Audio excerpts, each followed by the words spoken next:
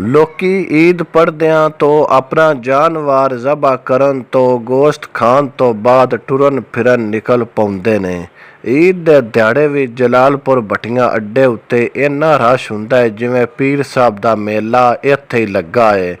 ਪੀਰ ਸਾਹਿਬ ਦਾ ਮੇਲਾ ਵੇਖਣ ਵਾਸਤੇ ਅਸੀਂ ਵੀ ਪਿੰਡ ਤੋਂ ਸ਼ਹਿਰ ਆ ਗਏ ਹਾਂ।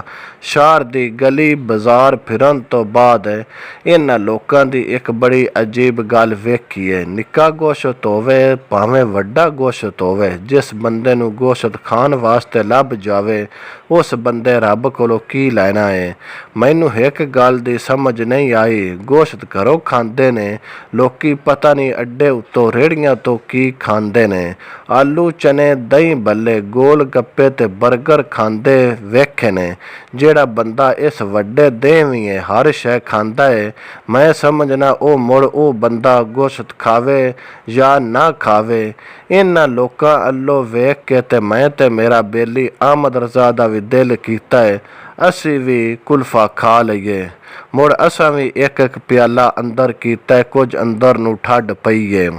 ਕੱਲ ਸਾਰਾ ਦੇ ਯਾਰ ਬੇਲੀਆਂ ਤੇ ਲੱਗਦਿਆਂ ਲਿੰਦਿਆਂ ਵੱਲੋਂ ਠੱਡਾ ਤੱਤਾ ਖਾਂਦਿਆਂ ਤੇ ਪੀਂਦਿਆਂ ਨਾਲ ਹੀ ਅੱਜ ਮੇਰੀ ਤਬੀਅਤ ਖਰਾਬ ਹੋ ਗਈ ਏ। ਮੈਂ ਤੁਹਾਡੇ ਅੱਗੇ ਤਰਲਾ ਕਰਨਾ ਵਾ ਤੇ ਤੁਸੀਂ ਵੀ ਠੱਡਾ ਤੱਤਾ ਖਾਣ ਤੋਂ ਕੁਝ ਗੁਜ਼ਾਰਾ ਕਰੇ।